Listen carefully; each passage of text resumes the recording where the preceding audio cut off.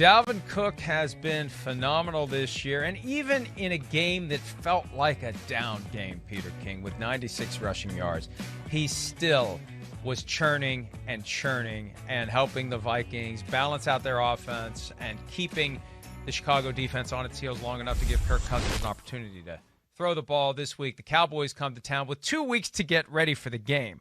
On a scale of 1 to 10, Peter, the Cowboys, what number would you apply to the Cowboys using the bye week to focus on stopping Dalvin Cook in this upcoming game? 13. But it isn't just Dalvin Cook. It isn't just Dalvin Cook. It's Alexander Mattison, who is, I think they drafted, the Minnesota Vikings in 2019 drafted, the alter ego of Dalvin Cook. This is a guy who is as physical and is as threatening a downhill runner almost as Dalvin Cook is. And Mike, look, the reason the Vikings are different is that they've run those two guys together. They've had 99 rushes in the last 3 weeks. That is Mike Zimmer football. That's the way he wants to play. I think he is deliriously happy with how the offense has gone from being, hey, let's have Cousins throw it 36 times today, to, hey, we're fine with Cousins throwing it 20. Let's win the time of possession, keep the ball from the other team. And look, we all saw the other day that the Vikings, didn't run the ball as explosively. It was more of a plodding, old, 1950s Cleveland Browns type, municipal stadium running game for them. It was ugly. It just wasn't the prettiness that you've had in the last 2 weeks. But Mike, the key thing is they held the ball for 36 minutes. That is one of the things you do when you have a dominating running game. Even if they're not running for 6 yards a carry, as long as they are making that clock run and keeping the other offense off the field, that's part of the design. Cowboys defensive end DeMarcus Lawrence said at one point this week that the 307 rushing yards they allowed to the Browns back in Week 4 won't happen again. Well, I should hope it won't happen again, and it isn't going to take 307 for Dalvin Cook and Alexander Mattison to be the difference makers on Sunday for the Vikings. Dolphins are 6-3. They're at the 3-6 Broncos. Scale of 1 to 10, how much of the Miami turnaround do we attribute to rookie quarterback Tua Tagovailoa? 3. This is the Miami Dolphins. Even though Tua's got a passer rating that's 10 points higher than Ryan Fitzpatrick's, he hasn't thrown an interception in 3 starts. That's fantastic. That is just what the doctor ordered. That's just what Brian Flores ordered. But I think the revival of the Miami Dolphins is a defensive story.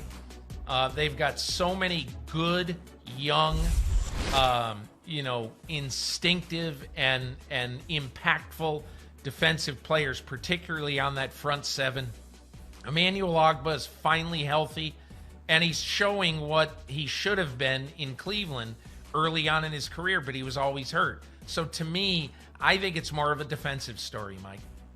Yeah, I agree with you too. I'd say 3 is about the right range. And remember, Tua popped up on the injury report this week with a foot, something to monitor as we get into Sunday. Steelers 9-0 at the 1-8 Jaguars. Scale of 1 to 10, what are the chances we see the Steelers sleepwalk into Jacksonville and possibly lose for the first time this year? I think it's a 1. It's not impossible because Jacksonville showed last week that they can frustrate a good offense. Miles Jack, in particular, was just an impact player at Lambeau Field.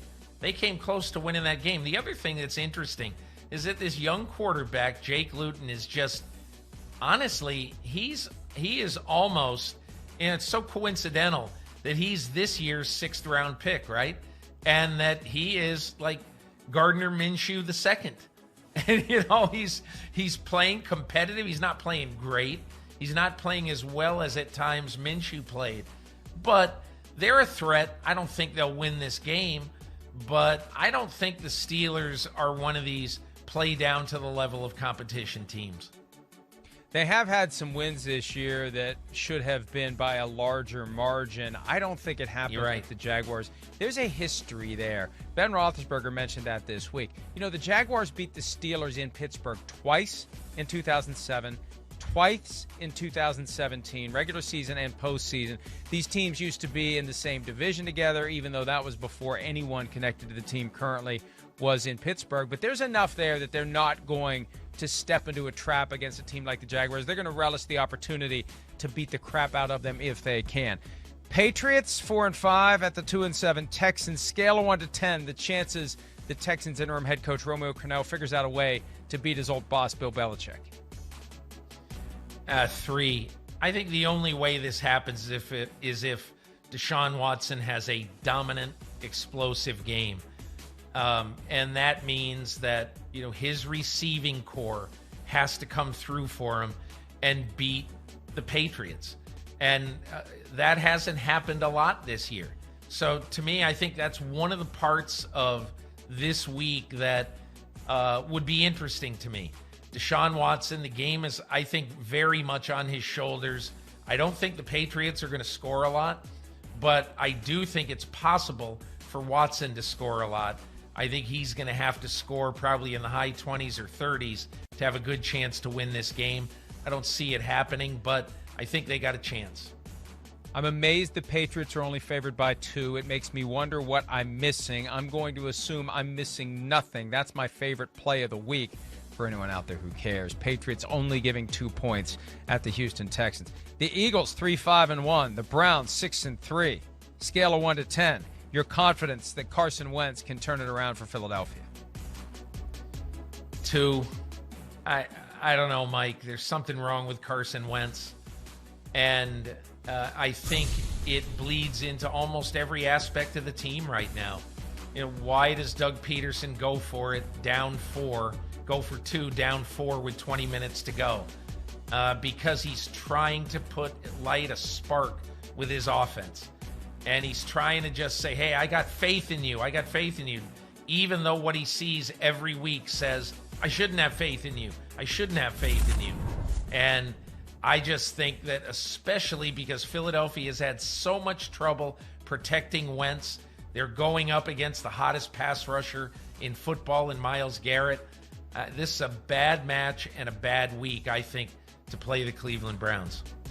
That's another one. When I saw the lines, Browns only giving 3 points at home to the Philadelphia Eagles. The Eagles have played some good teams tough. They played the Ravens close. They played the Steelers, even though it was a 9-point margin at the end of the day. It was a close game back and forth.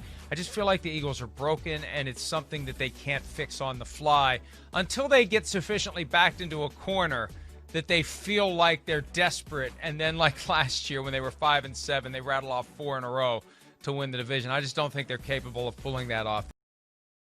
Hi, I'm Mike Tirico, and thanks for watching. Make sure to hit subscribe for the latest news and highlights from NBC Sports.